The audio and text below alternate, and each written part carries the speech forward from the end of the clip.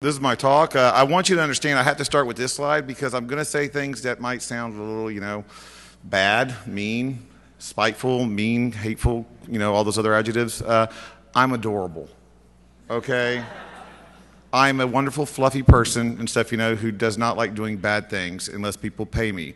I would never try to kill you unless you pay me to try it, okay? I promise. So when I tell you those really harmful, terrible things that I'm going to be talking about, let's just remember the kittens, okay?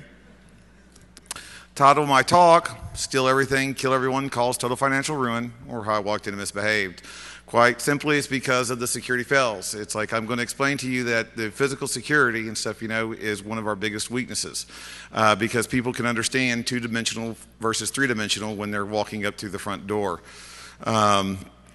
Jayson E. Street, I have lots of letters behind my name, I promise. Let's start off with who I am. I've got a day job and a night job. My day job is I'm the AVP of Information Security at a financial institution. My boss is going to love this on Monday. What I do is I work in a cubicle with a lot of cool action figures around it. I monitor firewalls, I watch IDS systems, I build out our infrastructure, I find more creative ways to secure it and to go after people who are coming after us. And I do all the day-to-day blue team stuff. My main job is blue team, is defense, okay? On the my night job is the CIO Stratagem 1 Solutions, where I do pen testing maybe like 3 times a year and stuff. It's like basically I do speaking engagements like this around the world. It's like I've written a book, Dissecting the Hack, and I also do some other writing, and that's what I do at night. So I respond to incidents during the day, I create incidents for other people at night. So best of both worlds. I love these pictures because you see the first picture with the baseball cap. That was me standing outside for an hour in front of a industrial park building, secured facility, on a Sunday with no traffic, and the security walked by twice and did not think to stop me and ask me, what the are you doing on the sidewalk just watching our building? And he didn't put it in his report either, so bad on him. The second picture, looking dapper in the glasses, is actually me going to apply for a job. Yes, I'm wearing a black hat collared shirt because I like to come with warning labels. And I did not get the job, unfortunately. I was way underqualified for that one. I did get their data, so, win-win. These are my 2 favorite pictures of engagements I've been on. The one I'm wearing, the I'm a Liability shirt, I think is the best one because I stole a car in that shirt. I was at a hotel off the coast, and the valet gave me the car, and I had explained to him, I can't get in this car right now. And he's like, why? I says, well, because I'm stealing it. It's like they paid me to do an assessment. I'm a liability. And yeah, it took him a while to figure that out. And so, finally I had to say, you might want to take this back. I think the owner's going to want it. The next one is my favorite. One of the most secured facilities I've ever seen in my life, right across the street from Ground Zero. SWAT teams, with canine units with their machine guns walking through the concourse, 8 security guards in the main elevator lobby and stuff, not including the business lobby. That's me in the upper floors wearing an actual valid badge and a shirt that says, your company's computer guy. I like that picture a lot. And we'll get more to that story in a little bit. So I do have a CISSP. I think the Code of Ethics say that I have to put a Sun Tzu quote in my talks. There it is. We're in the intro, halfway through, so far so good. We're going to talk about the one fact that we have to face when we're dealing with this subject. We're going to talk about the 2 rules that I go by when I'm doing an engagement, and then the 3 outcomes from those 2 rules, and hopefully a good conclusion discussion. Let's face it, you're going to the award ceremony right after this, but still, we can hope. Why this talk? I gave a talk last year on the 36 Stratagem. It was talking about the beginning of social engineering. It was talking about things that you could do to try to get into the buildings. That was the part 1. And quite frankly, I got some feedback afterwards going, it's like, man, Jayson, that's some basic concept stuff. It's like you weren't showing any kind of NLP or, because I can't. I am not a professional social engineering expert. I don't know about NLP. I don't know the psychology, facial recognition, mind ninja techniques. I still get in. I have a 100% success rate of getting into facilities when I'm doing a social engineering engagement. So it's not that I'm that great, trust me, anybody will tell you that. It's our security is that weak. So these are educational and hopefully in a funny way kind of talk just to give you an onset of where to go look for more stuff, and then hopefully have a good chuckle while you're doing it, okay? You're not going to learn anything new, but hopefully you'll remember something that will make you go look at something else, and you'll be better for it. So this is part 2, because now I'm not talking about the social engineering part so much as this is all the damage I'm going to do after your security guy let me through the front door. Because number one fact, I'm getting in, okay? This is I took this picture, I kid you not. I'm going to meet the guy for the first part of our meeting, and as soon as I opened up, I got into the concourse and I saw the door, the employee door for the secured area. I was like, oh, you got to be joking me. I walked right over, pushed 135. Guess what? I got in. I would have tried 531 or 315. You know, I would have tried, but look, see how they're rubbed off? It's like, I mean, you just didn't look at the guy's face when I showed up 10 minutes before our meeting and no one knew I was there. So that was fun. Here's another one. I went to go to apply for another job, and when I'm on these engagements, I like to be bad. So when I signed in to the receptionist, I stole the pen. I'm a bad guy, was what we do. So as soon as I finish getting the pen and signing in, I ask to go where the bathroom is. It's not because I drink so much freaking Diet Pepsi. It's just because I get lost very easily. And I will wander buildings looking for that darn bathroom for hours. You can't believe where the things I can get into. Well, I'm going through, and I actually happened to stumble into the secured area part of the employee area while I was looking for the bathroom, and I found the employee entrance. And this is like the security guy at this facility actually bragged about their $1 million security system. And I looked at the door, and I saw this little rod thing and stuff, you know, that was what was latching the door with. And I was like, only if I had a condom or something, you know, to protect that little rod and keep the door closing and then making it latch. And then I remembered, oh wait, I got a pin. So I took the pin that I stole, put the cap on the rod, the door shut perfectly, and it didn't latch. So I leave. It's like I come back in about 20 minutes or so. It's still there. I'm now in the secured facility, and no one knows. So that was fun. I am not actually, we're right here. Okay. So I'm not a master locksmith. I tell people I don't have to be a master locksmith, okay, if your people will let me through the front door.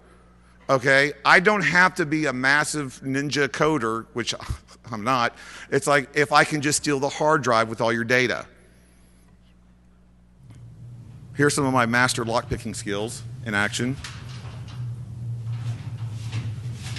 I'm terrible with the lockpicks, but I'm awesome with cardboard. Door's back to being open now. Down from a dumpster.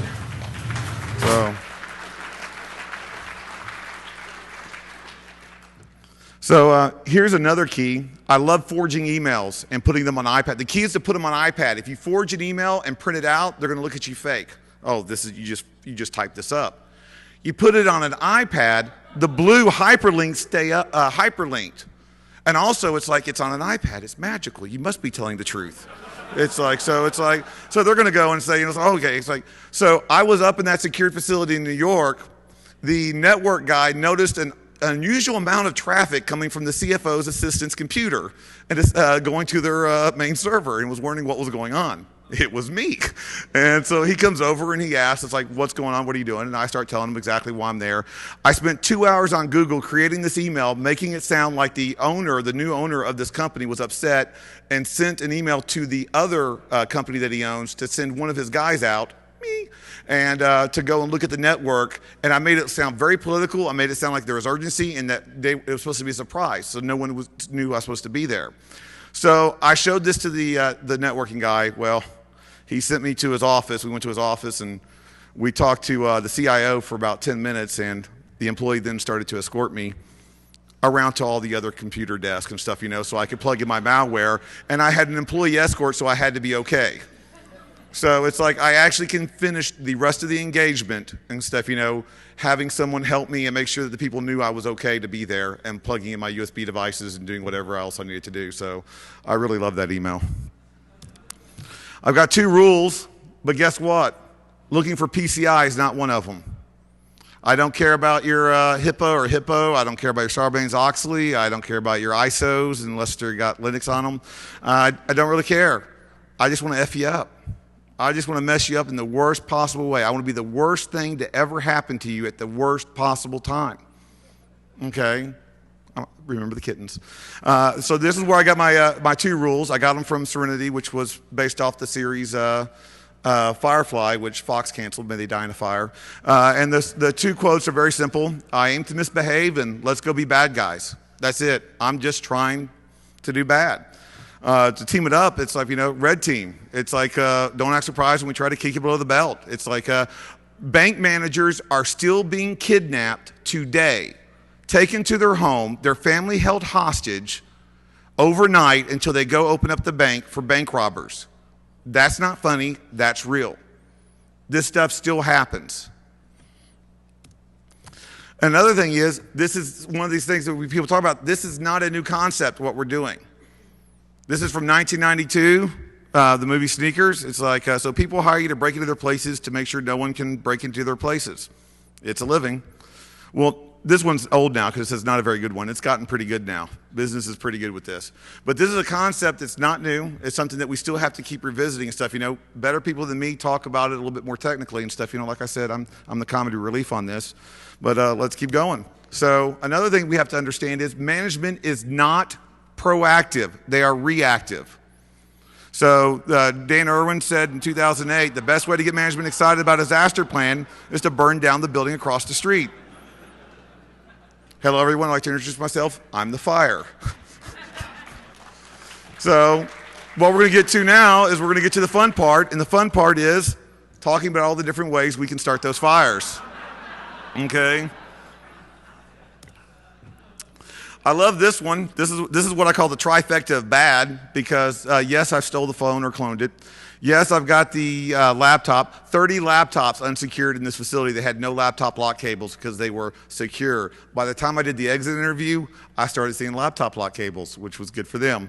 Also the badge because, my arms may get tired and I might need to make trips. So it's like, so they had me an employee badge. I appreciated that. Okay, I do feel bad about this one. Because I am a CISSP, I have a code of ethics, so please, no one report me. Let's make this off the record. I'm sure no one's watching. Not about the laptop, because I have no problem stealing the laptop. I mean, the guy left the cable on it for me. He was just giving it to me. And I'm not talking about the screwdriver, because I needed to steal something maybe, that was bolted down, because, I like to be thorough.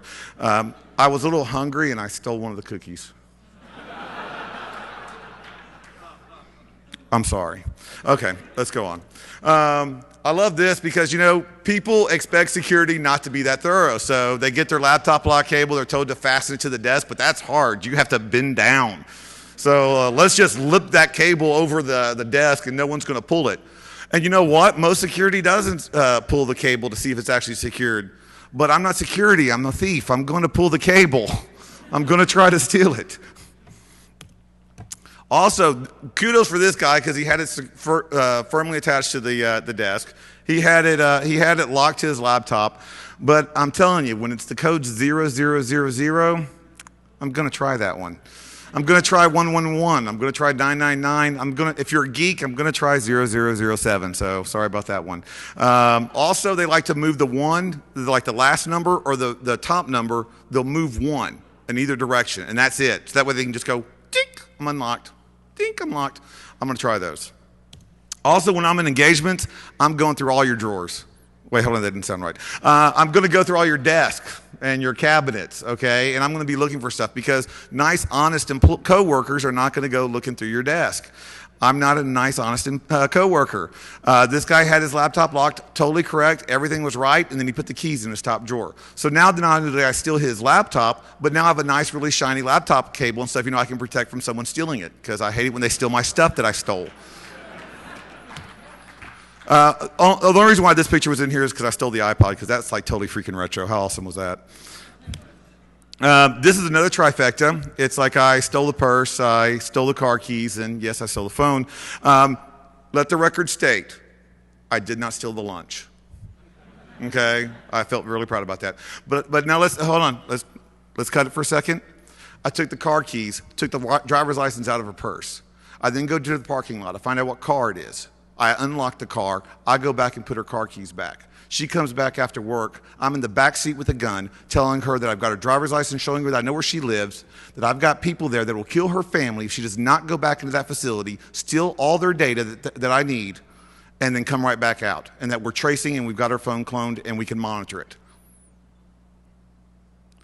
Employees need to know that their personal belongings are theirs, but the impact can be severe for them as well as the company. That's why they need to secure their stuff. Now let's remember the kittens real quick. Okay.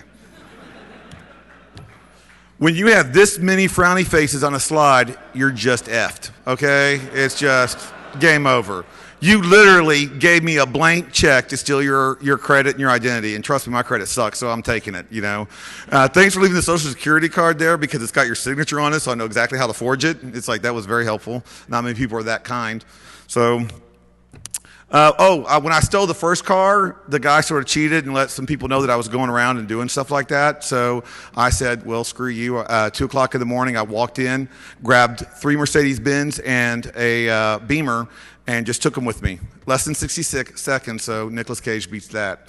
The look on the guy's face, when the manager's security's face, when I walked to him and I dropped him those 4 keys was priceless. I wish I could have included the picture, but it's on my desktop at my home. So some countermeasures. Employees need to know that this stuff matters for them as well. Make sure they're locking their desk, securing their property. They secure their property at home. They secure their property in their car.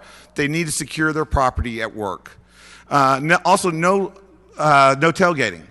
You got to make sure that they understand that they shouldn't tailgate. It's like they shouldn't, because you know what I'm doing? I'm coming in a wheelchair. And I've got like 4 books. And it's like, oh man, Jayson, you're a douchebag. And I'm like, yes, I'm a bad guy. I'm trying to steal from you. Do you really think I care that you're going to feel lesser about me because I'm not supposed to be in a wheelchair? No, I'm evil. It's like, so what I'm going to do is like, and trust me, when I go up to that door and I got these books, you're really going to be the asshole who's not going to let me in the door? I mean, seriously. No, you're going to let me in, and I thank you for that. Your employee's not going to. Your employer's not going to, but I will. Also, if you see something, say something. You don't have to personally tackle the guy if you think he's suspicious, okay? You do have to call security. You need to start empowering the employees to understand they are part of your security team, and they need to start acting like it. So, yeah, here's the real warm and fuzzy side. We're actually going to talk about how, to kill everyone, because that always brings up a crowd on a Sunday night. This was taking pictures at 2:30 in the morning. I'm in a hotel somewhere, different hotel than the car, and I'm inside a mechanical room. I'm wearing Pepsi pajama bottoms over some cargo pants with some really bad things, and a white t-shirt, and I'm barefoot because I took all my clothes off in the bathroom in the guest area of the hotel and changed into that, and then started walking around to see what I could do. I could do a lot because you notice one important fact in this picture. There are no padlocks on any of the switches. I will tell you this right now, I've got some OCD like you wouldn't believe, okay? If that switch is on, I'm turning it off. If that switch is off, I'm turning it on, and by golly, if there's a red button, I'm pushing it twice, okay? That's just how I roll, okay? Now, I want you to understand, I'm not a total jerk, okay? It's like, because yes, I'm going to start a fire in this room, and yes, it's going to have some poisonous chemicals in it, so the smoke will go through the ventilation system that's right there. But I'm not totally terrible because, I mean, it's 2:30 in the morning. Who wants to get woken up at 2:30 in the morning listening to this ringing alarm sound going off? So I'll silence the alarm system for you because it's like, I mean, I don't want to be rude. The only thing worse than having that alarm going off in your ears and stuff, is someone throwing cold water on your face when you're trying to sleep. I'll turn the sprinkler system off for you too, okay? It's like, I don't want anybody to get all, wet and drenched and stuff. There's a fire going on. That'd be dangerous. Oh, wait, hold on. Yeah, maybe not. Okay. So another place that I think is great to kill people is the kitchen. It's like, this guy didn't even ask who I was there, but, most people don't. So just to bring that home, here's a nice little video. Is there any law enforcement from Malaysia in here? Okay, good. This was a video that I took in a Malaysian hotel. I was wearing this shirt, and I'm in Malaysia. I don't blend well, so let's see what happens.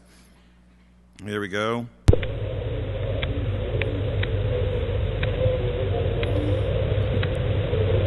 I didn't edit this video because I don't want you to think, shenanigans is like you made it yourself look cooler or something like that. But no, so you'll get to see me doing exactly everything that I did, including right here where I should have turned the other way, but I turned this way, but I didn't know what the building was like.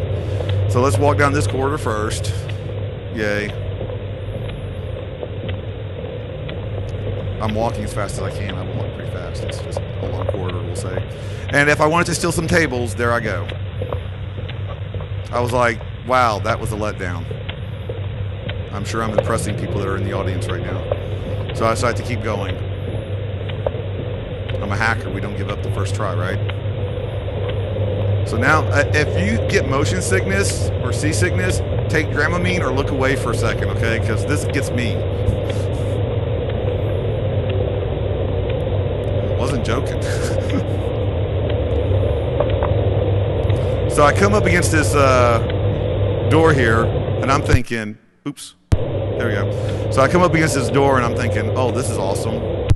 The reason is because it's secured, and it's got stuff in there that you want protected, so you put a padlock on it, but then you don't padlock it. So, one, thank you for that. What could you be protecting? I don't know. Let's see here. Oh. I did not go in there with an Uzi or an AK-47. I did not bring C4 with me. I just walked out of that closet with napalm. I just walked out with poison. So let's see what I can do.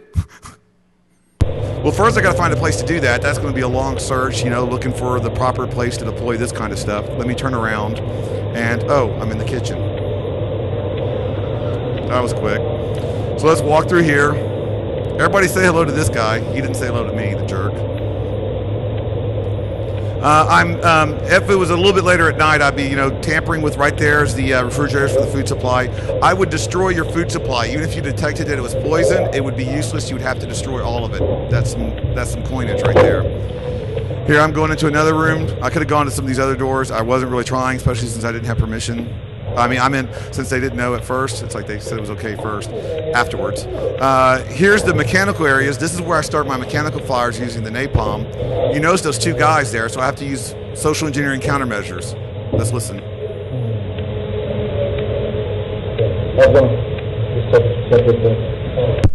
My countermeasures. Hey, how's it going? It was going okay, and then I kept moving. So here we go through the rest of it. That's just me showing you more places that I would, spread the napalm. I like saying napalm because it sounds cool.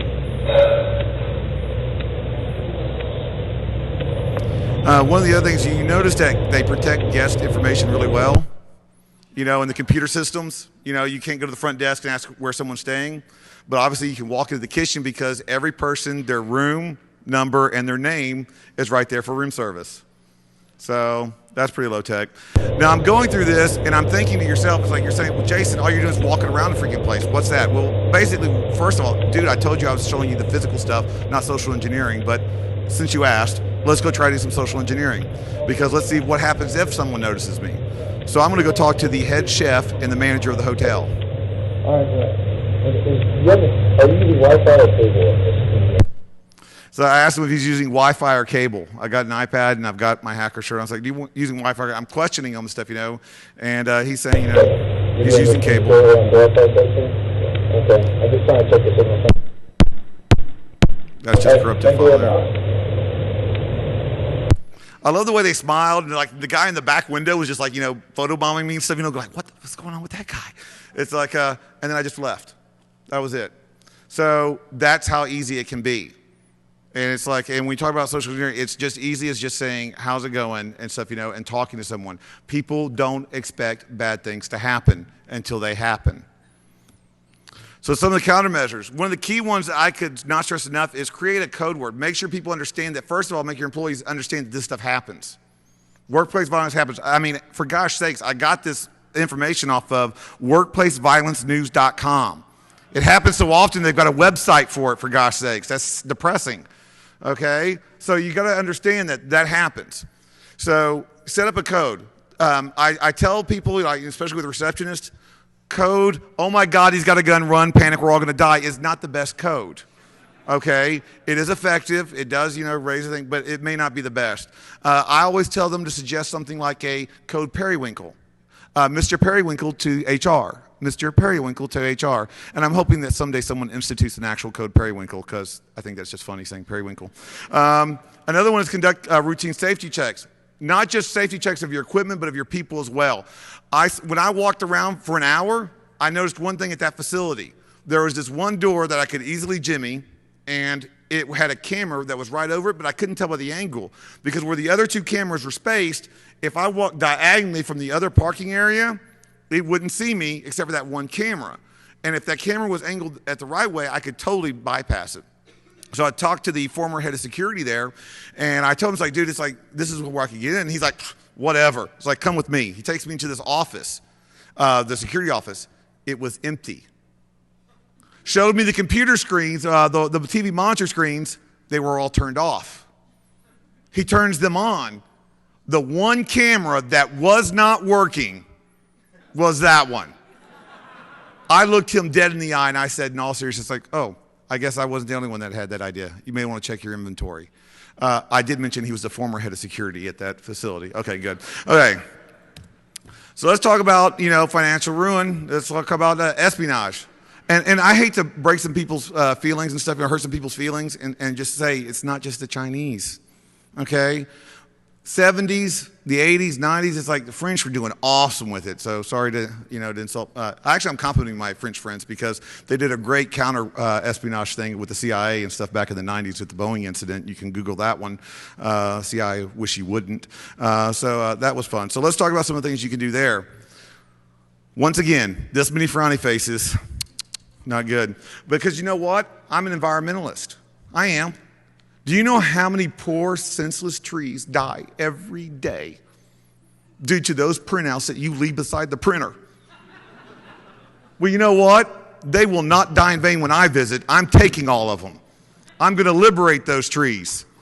I'm going to liberate all. And you know what? I'm such an environmentalist, I will take the ones that are still printing out just to make sure you don't forget them. Those trees will not die in vain when I'm there. It's like, another thing I like, and this is so sad, this is actually a Dilbert comic strip, is that they still use shred bins to put you're telling me all your confidential data, all the stuff that needs to be shredded, let's put in a big blue bucket.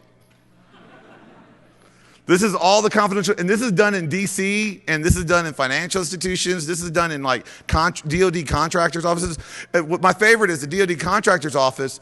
It's a secured area. The actual offices of the executives, they're actually secured, locked, where security cleaning crew can't go in because of all the top secret data. So what do? At night, they put the blue bucket outside their door. Yes. That's awesome.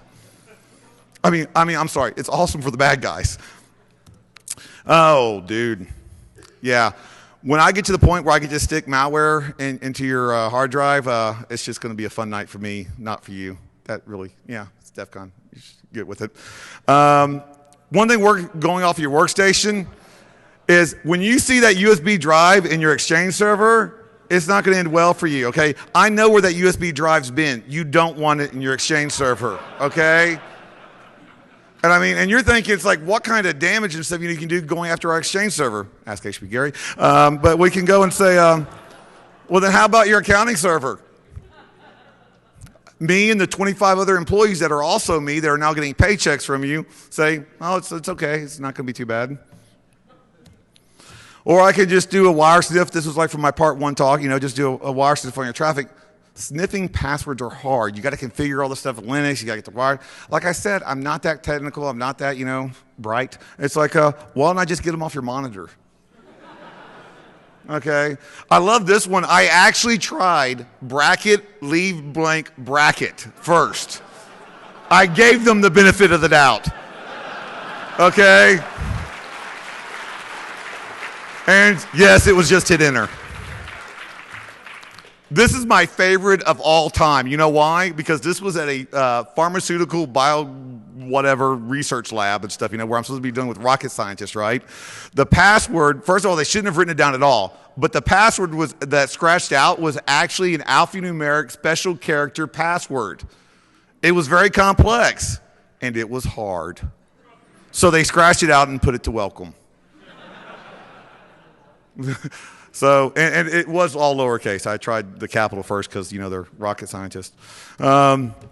The one thing worse than seeing me in Pepsi pajamas, ask my Curial, is actually seeing me in this suit. Because if I'm in this suit, I am out to screw you over terribly, okay? Because I'm wearing my vest of doom. I call it the Vest of Doom because I think it sounds cool and I'm reliving my childhood. If you want to know more about the Vest of Doom and all these little toys, it's in my part 1 talk that I did last year. It's like, but now I want you to know I've got a Vest of Doom 2.0. Let's see some of those things, okay? I've got some video recorder USB pins right here. Not only am I keeping one in my pocket, I'm going to actually be going in and leaving them in your little cup holders that you leave, so I can record you logging in your passwords, carrying on your conversations, things like that. So that's awesome. If I'm the tech guy, I got my nice little handy 8 gig USB flashlight video recorder that I'm stealing your data off of. And as you remember the little bouncy Dramamine, that was because it was taken on my 4 gig audio video recorder watch. When I walk into your facility, I'm a walking, talking Google streetcar, okay? I'm capturing everything I can. Now, I got another device to my 2.0 vest. This was something that was given to me by a 3-letter agency in D.C. I'm not the only reason why he gave me this device and stuff, which cost billions of dollars of research, he said, was that I was to never talk about it in public. So this device he gave me is actually a USB keystroke logger. It's undetected by any antivirus. You can plug it in. It's very streamlined. It's undetectable stuff, It's very hard to spot when you actually plug it into the device, and it records all the keystrokes. You're right, I'm lying. I got it off of ThinkGeek. ThinkGeek. I like to put this for, for the QSAs and for your executives, that you want to talk about the slides to and stuff, and tell, when you get back and tell them about these things. Let them put it in a different way that they understand a little bit better. The risk matrix. Available at a Geek and Gadget website? Well, we discovered that's a near certainty, okay? Being able to log the CEO's keystrokes? Yeah, I'm going to go with catastrophic on that one. Now, you see all these other devices, you see all these pins, all these devices. Those were acquired, it's like, from you have to be a select group of people, okay, to be able to get access to that kind of technology. I think everybody is familiar with that kind of access. I think everybody here has that access. It's called frequent flyers. You talk about hackers getting this kind of data. Okay, I'm an accountant. I really hate my boss. I really hate my job. I want to go somewhere. I want to steal a whole bunch of stuff from the company first. How can I do that? Oh, I'm on this flight. Oh, look, SkyMall. Oh, I can put keystroke logging and spyware on my boss's computer. Oh, I can, have a USB recorder and stuff, pin and take video of our company secrets. And yes, I can actually have a voice recorder so I can record our top secret confidential conference meetings. This is not hard. That is one of the biggest things. You hear, I see these talks, and it's like these guys are like the rock stars, and they're super elite and stuff, and they deserve all the credit and all this stuff. But I'm telling you, it's not just that. I'm the reverse of that. I'm the guy saying, it's so easy, even I can do it. Okay? It's just the general stuff. People are so busy protecting their stuff from these very high-level attacks, they're forgetting, SQLI. Oops. Sorry, Sony. Sometimes it's a low-hanging fruit. It really is the low-hanging fruit they're going to go after. So you've got to be protecting that as well. You've got to be protecting from these kind of threats as well. This is one. I love this one. I took these pictures. This is the Pony plug from Pony Express. I took these pictures at a bank branch out on the West Coast, and I did 4 branches, 4 attempts, 4 successes. After the 4th one, they told me to stop. The reason why is because I walked in, I was wearing a blue DEFCON shirt, work shirt, I come with warning labels. And I told him, it's like, I'm here to check. We have been having brownouts at the corporate office, and we need to check to make sure that the power fluctuations aren't affecting your operations here. So what I'm going to need to do is I need to plug this device into your here, plug into the network so it can take the readings and report back to the home office exactly what's going on. And by the way, I need to go in and check your make sure all the computers have proper power surges and UPS units working. I used a false name that I had no ID or identification for. I used a fake company and a fake phone number. I signed into their vendor log. If I would have come in there with a ski mask and a shotgun, every single person would have reacted exactly the right way. They've been trained to handle that. They did not expect the geek factor, and they walked me through the teller area, the drive-through area, and through the back rooms where the actual money is, not the shiny little vault thing, but the big safes with the actual money in it. What kind of damage could I have done? What I did do was I plugged in my Pony device, this one with the power unit and stuff. You know, see the power UPC on the right? I like that one the best because I had to get the bank manager to get out of her seat so I could plug it in behind her desk. And what do I do right after that? It's like I don't have to go to my car. I don't have to phone home. I go to the bank lobby, and I've got Backtrack 5 on a Zoom tablet, and it's like I've got it already connected to the Pony Express. I'm ponying you before I even get out your door, okay? So what are some of the countermeasures? There's only one major countermeasures, people, okay? And that, quite frankly, is just going to be stop printing. What happened to this paperless office, for gosh sakes? It's like, make sure you're doing proper DLP, making sure you're talking about, there was a recent report about how some of these data leakages are mostly coming from insider and threats from the actual employees themselves. So make sure you're watching, you're doing due diligence, making sure that not everything is being shared open. So now what can we do? Like I said, I'm the blue team. I like it when we win. I kid you not, I am rooting so hard for the good guys when I go on an engagement, okay? I mean, I look at some of those employees sometimes, I'm like, you gotta be effing kidding. You're believing what I just said? Seriously? And it's like, and then they let me in, and I'm like, oh my, dude, obviously I was a bad guy. It's like, so we need to, what do we need to do though? We need to educate, empower, and enforce our workforce, our employees. And the best way to educate them is to stop this one simple phrase: stupid users. Stupid users clicked on an email. Stupid users went to a website they weren't supposed to go. You know what? If I'm in the security department, stupid me for not educating my employees properly on how to handle those kind of threats. Okay? And another thing is, if I hire an employee and on the first day, they don't even have a driver's license, and on the first day of work, I tell them, here's the keys to my Bentley, go do some deliveries, and they crash that car, who's the idiot? The one that started driving or the one that gave them the keys? We're giving them technology they don't know how to use. They need to start being educated properly on how to use it. Then when they screw up, we can say it. But not until then. We need to educate our employees and let them understand what they're going to do. We also need to empower our employees. And by empowering them, I don't mean starting a union, okay? So don't get all upset with me, management types, okay? We need to let them know one simple fact. They are part of the security team. From the CEO to the mailroom, you are part of the security team. It is part of your job and your duties to make sure you're protecting the company data. And they need to know that, and they need to enjoy that. They need to understand you, as information security, has access to the biggest intrusion detection system known to man. All those employees on the front line, they're saying, oh, that looked weird. That shouldn't have happened. Let me call somebody. That's what you need to start doing. You need to start empowering them. You need to start letting them know that it's required. I've got a guy who sends me 15 freaking emails, okay, a week on a phishing scam or some kind of other thing that he thought was weird, and he wanted to make sure I knew about it.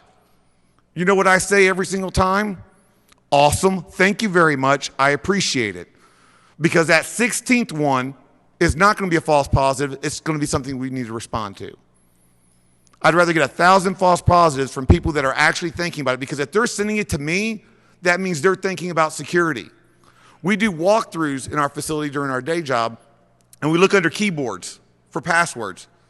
I mean, at first we actually started finding them. Okay, that was bad. It's like, but then we started not finding them, but we still do it. You know why? Because every time you do that, everybody in that area is going, oh, they're checking for something. We got to make sure.